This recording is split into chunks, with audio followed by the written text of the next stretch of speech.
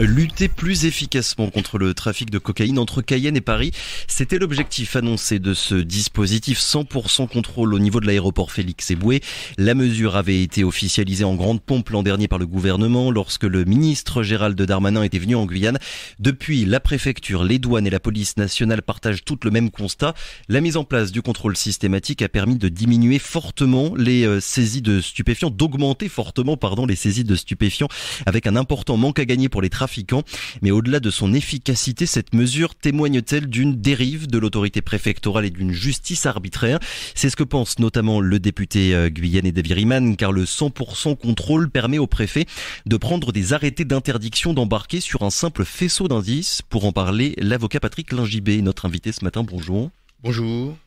Et merci, bonjour à tous. et merci. À toutes et à tous. Bonjour et merci Patrick Lingibé d'avoir accepté notre invitation. Alors si on vous reçoit, c'est parce que le tribunal administratif a été saisi pour attaquer sur le fond ces arrêtés d'interdiction d'embarquer qui empêchent les personnes de prendre l'avion pour aller dans l'Hexagone.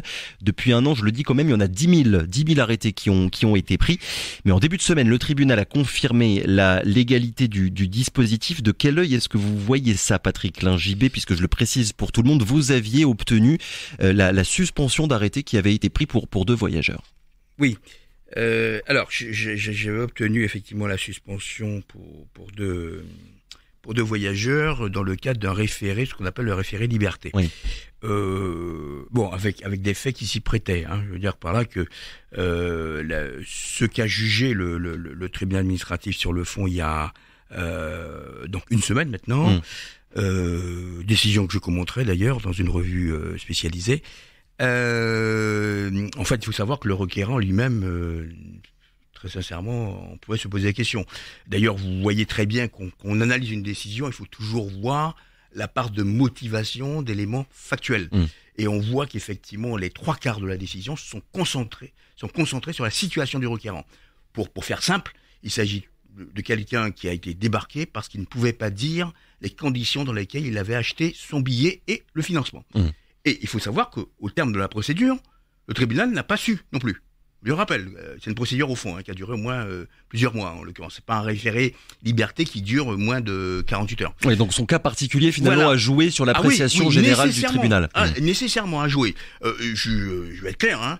Je veux dire, je prends le même cas que j'ai défendu en référé liberté. On aurait été devant le juge du fond. Le tribunal administratif aurait certainement, très clairement, objectivement annulé les... Alors, je vais vous expliquer pourquoi. Indépendamment de la savoir si le dispositif est légal ou pas, parce qu'effectivement, une légalité d'une décision doit toujours être rapprochée d'une situation administrative. On va juste, Patrick Lingibé, parce que vous avez déjà parlé de référé liberté et de jugement sur le fond. La différence entre les deux, c'est quoi? Le référé liberté, on a souvent l'habitude de le présenter comme un jugement rapide et urgent. Le fond, c'est quoi? Alors, la différence c'est que du référé liberté, c'est de savoir si, en urgence, l'administration n'a pas pris une décision qui est disproportionnée par rapport à une liberté fondamentale. D'accord. Le juge des référés liberté guyanais a considéré que le fait de ne pas pouvoir embarquer, de ne pas pouvoir prendre l'avion, rentrait dans une liberté fondamentale, donc qui est protégée, et fait partie de ce qu'on appelle la liberté d'aller et venir. Ça, c'est pour le référé liberté. Oui. Donc c'est une décision d'urgence. Oui. Le juge ne se prononce pas sur le fond vraiment, et même s'il l'aborde, mais en fait il n'annule pas la décision. Il y a que le juge du fond, donc le tribunal administratif, qui peut annuler ou pas une décision administrative. Voilà. Donc alors vous me demandiez votre regard, on va dire, sur cette décision du tribunal administratif. Alors moi je comprends très clairement la problématique qui est posée. J'étais un partisan et je l'ai écrit pour qu'effectivement le préfet de la Guyane dispose de prérogatives particulières pour lutter, parce que là, si vous voulez, le tribunal administratif la rattache à du droit commun. Honnêtement, je ne suis pas sûr que ce soit rattachable à du droit commun là-dessus. Pourquoi ? Parce que nous avons une situation exceptionnelle où il faut des moyens exceptionnels. Les pouvoirs de police traditionnels dont dispose un préfet de département, on a beau les tirer. Je prends l'exemple, quand il y a eu la crise Covid, il a fallu doter les préfets de pouvoirs exceptionnels, dérogatoires. Sinon, les pouvoirs de police qu'ils avaient ne suffisaient pas. J'ai commenté plusieurs décisions rendues par le Conseil d'État à la revue Dalloz, je sais de quoi je parle. Donc, si vous voulez, je pense que ça pose un problématique de fond. Je regrette d'ailleurs que le tribunal administratif de la Guyane aurait pu d'ailleurs saisir le Conseil d'État d'un avis, comme le fait d'ailleurs certains tribunaux sur des problèmes particuliers, parce que on a, Oui. il faut pas se le cacher, on a un problème particulier, on a une situation qui est quand même alarmante, avec des dispositions juridiques Exceptionnel. qui ne sont pas exceptionnelles en fait, qui sont de droit commun et qui ne sont pas prévues pour ça en fait. Et même les pouvoirs des préfets de département, les pouvoirs de police en l'occurrence qu'ils ont, puisque le préfet est une autorité de police générale et aussi il dispose de pouvoirs effectivement de ce qu'on appelle la police spéciale, même en matière aéroportuaire, à part effectivement le préfet de police de Paris qui dispose effectivement de prérogatives particulières là-dessus. Ça peut être délicat, à mon sens. Hein, mais pour autant, Patrick Lingibé, il faut quand même le préciser. Certes, le tribunal administratif a confirmé, voilà, la légalité de ce dispositif-là, sans pour autant accorder, on va dire, un blanc-seing à toutes les autorités, qu'elles soient préfectorales ou policières. Voilà, il y a quand même peut-être des limites. l'erreur que d'ailleurs on pourrait faire, pas du tout, absolument pas. D'ailleurs, vous avez un considérant, je pense que le tribunal administratif ne serait pas permis parce que effectivement, il serait cassé avec les observations, parce que il faut savoir que le Conseil d'État, même s'il n'y a pas d'appel, il voit toutes les décisions sorties, donc y compris celles qui sont pas motivées ou celles qui ont tendance à dérailler, en l'occurrence. J'en parle parce que je connais assez le fonctionnement du Conseil d'État. Oui, vous avez un considérant dans la décision 9 qui dit très clairement, et je vais le lire parce qu'il est intéressant. Allez-y. Dans tous les cas. Donc ça veut dire indépendamment du dispositif dont il dit oui effectivement ça tient parce que ça se rattache à des dispositions particulières. Il appartient aux représentants de l'État sous le contrôle du juge administratif de concilier l'accomplissement de sa mission avec le respect des libertés garanties par les lois, ainsi les mesures de police administrative que peut édicter le préfet de la Guyane dans le cadre de la lutte menée contre le trafic de stupéfiants au départ de l'aéroport de Cayenne Félix Éboué doivent être adaptées, nécessaires et proportionnées au regard des seules nécessités de l'ordre public, telles qu'elles découlent des circonstances de temps et de lieu, et compte tenu des exigences qu'impliquent la sûreté, la sécurité de l'aviation civile, le bon ordre et la salubrité. Donc ça veut dire finalement on fera du cas par cas. C'est nécessairement du cas par cas, parce que les arrêtés effectivement sont individualisés. Ils ne peuvent être qu'individuels. Le préfet ne peut pas prendre un arrêté disant que général, en disant que on débarque une catégorie de personnes. Ce serait c'est toujours individualisé. Oui, non, je reformule allez-y, pardon. Ce que je veux dire, c'est qu'effectivement la personne qui est victime d'un arrêté peut toujours la contester. Oui. Ça veut dire que c'est pas parce que effectivement cette décision a été rendue que ça veut dire que la personne ne va pas avoir gain de cause, puisque si sa situation ne rentre pas dans les cas, ce qui s'est passé pour les deux personnes, est justifiable. Ce n'est pas le cas de ce requérant, en parlant très clairement, puisqu'il n'a pas justifié les conditions dans lesquelles il a acquis son billet, même après de longs mois. Eh ben, c'est clair, le juge administratif tire les conséquences en disant que c'est disproportionné. Voilà, c'est ça une mesure de police. Une mesure de police doit toujours être rattachée à une situation de personne et pouvoir être justifiée au regard de cette personne. Il y a pas de mesure de police qui par nature, en fait, s'applique à tout le monde. Chacun fait l'objet, d'ailleurs, très clair, l'arrêté tel qu'on discute, il prévoit 9 cas, 9 motivations. De refuser l'embarquement. Voilà. Alors, vous avez des cas qui sont assez surprenants, d'ailleurs. La sueur, etc. Bon, ça fait bondir, d'ailleurs, qu'on a pris connaissance à Paris, des professeurs de droit, singulièrement, d'ailleurs, qui... je sais pas, ça peut être non, c'est vous avez des motivations qui, attention, c'est voilà. Donc donc vous voyez, c'est cadré. Donc et ça veut dire que l'OPJ en l'occurrence, lorsqu'il appréhende quelqu'un, l'interroge, donc l'officier de police judiciaire, l'OPJ. Voilà, oui, donc il croit. La personne n'a pas pu fournir, etc. Voilà la motivation. Et cette motivation peut toujours être discutée. Sur le système mis en place, on va dire, de manière générale, Patrick Lingibé, qu'est-ce qui vous dérange le plus, vous, j'ai envie de dire? L'entrave que ça constitue en quelque sorte à la liberté de se déplacer, ou l'aspect contrôle aux faciès que dénonce le député David Riemann? Parce qu'il peut y avoir en fait ces deux lectures-là finalement des choses quand on regarde ce qui se passe. Non, ce qui me dérange, si vous voulez, il y a plusieurs contrôles. Oui. Le contrôle douanier qui logiquement, vos bagages peut être contrôlés, peut-être scannés, etc. Là, c'est la mesure de police de débarquement. Pour moi, je pense que, si vous voulez, une mesure de police qui s'applique de manière systématique, on va me dire que parmi toutes les mesures qui ont été prises, des gens n'ont pas payé le fait qu'ils ne pouvaient pas s'expliquer. Et qu'ils n'étaient absolument pas dans un trafic de stupéfiants. Moi, ça me dérange lorsqu'une mesure puisse être radicale de ce type, de cette violence, et que des innocents fassent les frais. Oui. Donc c'est pas dans le contrôle finalement que le refus d'embarquer qui peut en découler. Non, que le préfet. Alors, je pose la question, est-ce que le préfet a bon, je vous ai dit, au fond, le débat n'est pas clos, à mon sens. Je pense qu'il rebondira d'une manière ou d'une autre. Il en viendra au Conseil d'État, voire effectivement devant les juridictions européennes d'ailleurs, puisque effectivement c'est un problème fondamental en fait de liberté. Je veux dire, j'imagine mal effectivement un préfet hexagonal prendre de telles mesures. En fait, voilà. C'est vrai qu'on n'est pas à la même situation aussi. Je veux dire que la Guyane a une situation. Oui, on est dans une situation. Quand je vous disais qu'effectivement, moi, j'étais pour des mesures, effectivement, qui cadrent avec le terrain. Parce que nous sommes dans un continent sud-américain, avec des problématiques sud-américaines. La problématique des trafics de stupéfiants, elle est sud-américaine. Faut arrêter de raconter Donc ça veut dire que si vous la rattachez à des dispositions traditionnelles, ben vous êtes hors jeu, à mon sens. Voilà. Donc, vous me disiez qu'est-ce qui me choquait, c'était cet aspect-là. Parce que à partir du moment où vous avez des gens qui vous disent bon oui mais enfin bon on m'a débarqué parce qu'après il y a des conséquences quand même familiales, financières, etc.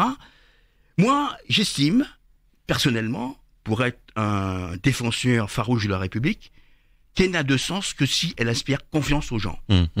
Et que en l'occurrence si ce dispositif sacrifie des personnes, c'est que manifestement on est en échec. La deuxième chose aussi, oui, c'est le fameux consentement à la loi finalement. Oui, parce que on peut dire ce que l'on veut. Un système juridique n'est pertinent qu'à partir du moment où il inspire la confiance et il est partagé. Mais est-ce qu'on n'est pas finalement dans un débat Patrick Lingibé, l'éternelle question, j'ai pas forcément envie qu'on fasse de la philosophie, mais avec d'un côté la liberté, de l'autre la sécurité, puisque quand on lit le communiqué que la préfecture a sorti hier suite à la décision du tribunal administratif, le seul prisme de lecture, c'est celui de l'efficacité. Je cite, les contrôles réalisés au départ de Cayenne constituent une réponse efficace au fléau du trafic de cocaïne. Point. Oui, je vais vous renvoyer notre question. On en est là. Laquelle? Ce dispositif est quand même curieux, on le comprend, l'efficacité. Mais vous savez, je vais prendre une lecture qui est juridique. Vous êtes dans un département hexagonal, ou dans un autre département d'outre-mer d'ailleurs. Vous avez un cas de trafic de stupéfiants, une suspicion. Qu'est-ce qui se passe? Vous n'avez pas d'arrêté de débarquement, la personne est déférée devant le procureur de la République, et puis il y a des poursuites pénales. C'est ça la procédure normale. Il n'y a pas de procédure dérogatoire. Hein. L'autorité administrative, le préfet ne devient pas un super procureur, un truc. On contourne pas effectivement les process. Hein. C'est ça la procédure. Et je vous rappelle que le juge judiciaire est le gardien des libertés publiques, individuelles. Article 66 de la Constitution. C'est pas le juge administratif. Hein. Le juge administratif n'a qu'un accident de parcours d'un acte administratif, mais sur le fond, lorsque vous êtes face à un trafic de stupéfiants, la réponse elle n'est pas administrative, elle est pénale. Sauf que si nous en vient en fait à de telles dérogations, c'est parce que la chaîne pénale ne fonctionne pas. D'où les moyens, encore une fois. Voilà, on bute dans un problème de moyens. Oui. Voilà, il faut pas se faire dire. Le procureur de la République avait pris quelque chose qui avait scandalisé une note. Oui, il y a un peu plus d'un an. Voilà, plus d'un an, en disant qu'effectivement au-delà d'1,5 kg, effectivement il n'y a pas de poursuite, etc. Mais pourquoi? On l'a critiqué parce qu'il n'avait pas les moyens effectivement de faire face. Ouais. Alors. Ça s'est reporté sur effectivement une sorte de procédure administrative là-dessus. On en a là. Mais en fait, c'est pas la procédure normale. Oui, finalement, ce 100% contrôle, en fait, c'est quelque part une manière de désengorger un petit peu les tribunaux. Nécessairement, puisque les gens qui sont pas embarqués, qu'est-ce qu'on fait? Ils n'embarquent pas. Ils sont pas arrêtés d'ailleurs. Oui, il faut préciser, ils sont pas interpellés. Non, ils sont pas interpellés du tout.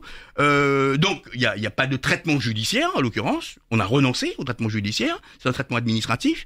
Donc ça veut dire on peut se demander effectivement est-ce qu'il n'y a pas un contournement de la procédure. Mais en fait, je comprends l'efficacité.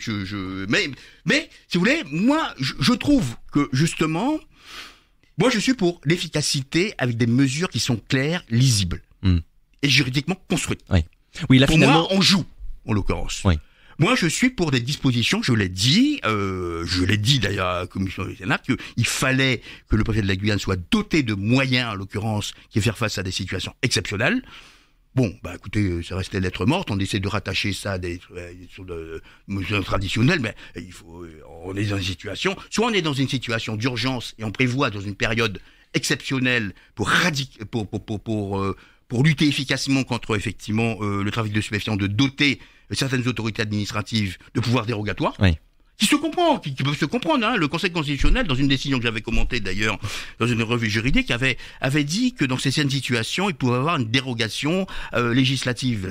On l'a pas. Je rappelle, l'article 38.1 de la Constitution permet, à titre expérimental, la disposition législative et décrétale expérimentale. Oui. Et là, nous sommes dans une expérimentation. Je veux dire qu'on a à faire face à une situation sud-américaine qui n'est pas connue même si effectivement vous avez du côté de Marseille effectivement un trafic de stupéfiants, mais avec si vous voulez une donnée où vous n'êtes pas dans le bassin européen, vous êtes dans le bassin sud-américain. Oui, la réalité géographique fait que les deux situations sont radicalement différentes. Oui, parce que là, du coup, finalement, sur ce 100% contrôlé et ces refus d'embarcation, on a l'impression que ça signifie en quelque sorte, on pense que vous êtes suspect, mais on n'a pas les moyens de vraiment le savoir. Non, tout à fait. L'adéquation, c'est quoi ? Une mesure de police est toujours effectivement appréciée par rapport à sa finalité, par rapport aux moyens mis en œuvre. Oui. On en est là parce qu'effectivement, logiquement, vous pouvez avoir un moyen de contrôler. Bon, après, il faut comprendre, est-ce que c'est compliqué ? Il faut avoir un médecin, il faut avoir tout un dispositif d'intendance. Mais la liberté, la protection de la liberté individuelle, est à ce niveau, hein, en fait, en l'occurrence, hein, si vous voulez. Et vous voyez, une mesure de police est toujours appréciée dans un contexte donné, en fonction des moyens que vous avez.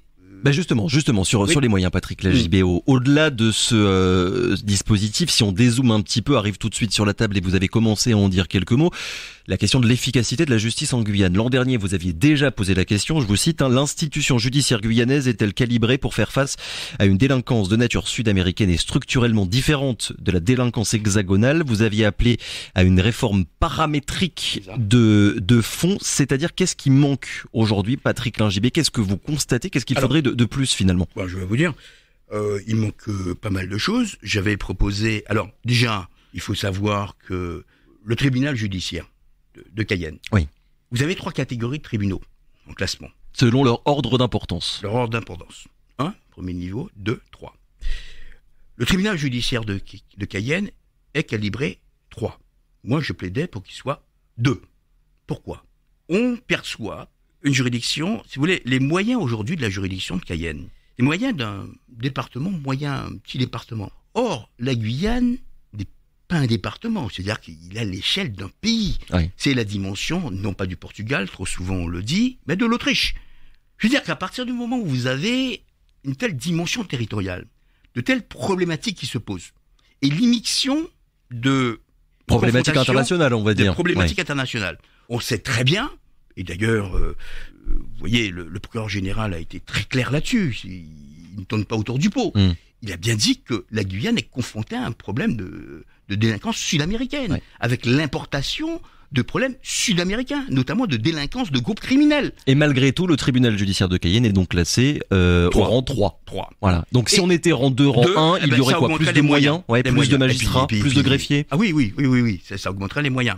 Deuxième chose. Et on arrêterait, je me permets de vous couper, d'avoir finalement des mesures d'urgence comme celles qui ont pu être annoncées et qui allaient dans le bon sens par le garde des Sceaux. Dans le bon sens, Dans le bon sens, mais finalement on en reste toujours à des mesures exceptionnelles pour rattraper le retard. Tout à fait. Et le problème, c'est que la Guyane, je dirais l'outre-mer en général, mais la Guyane en particulier, puisqu'on en parle, ne peut pas effectivement être à chaque fois si vous voulez, pas dans l'anticipation, mais effectivement dans la réaction. C'est-à-dire qu'on réagit, tendu, on réagit, toujours à flux tendu. Donc on trouve effectivement des rustines, on met en place des systèmes tels qu'avec ce que nous avons parlé. Voilà. Et j'avais demandé effectivement aussi et proposé qu'il y ait une juridiction spécialisée. La fameuse GIRS. C'est bien ça. C'est pas une GIRS, parce que la GIRS, si vous voulez, c'est un ensemble de territoires. D'accord. Donc là, c'était effectivement... Et je me basais sur quoi ? La loi S3D, notamment différenciation, déconcentration, avait dit que la règle de l'application standard de la loi devait être adaptée à la situation territoriale. Notamment, ça a été pour le cas de la Corse. Et je disais que justement, la situation guyanaise, le bassin de vie guyanais, amazonien, sud-américain appelait des réponses judiciaires fortes à des situations particulières. Voilà. On rappelle juste que ces juridictions spécialisées, elles sont composées de magistrats, voilà, compétents, c'est bien ça, dédiés et qui sont experts de la criminalité internationale, de la délinquance financière. Et il faut savoir que la GIRS, juridiction interrégionale spécialisée, se trouve à Fort-de-France. Ouais.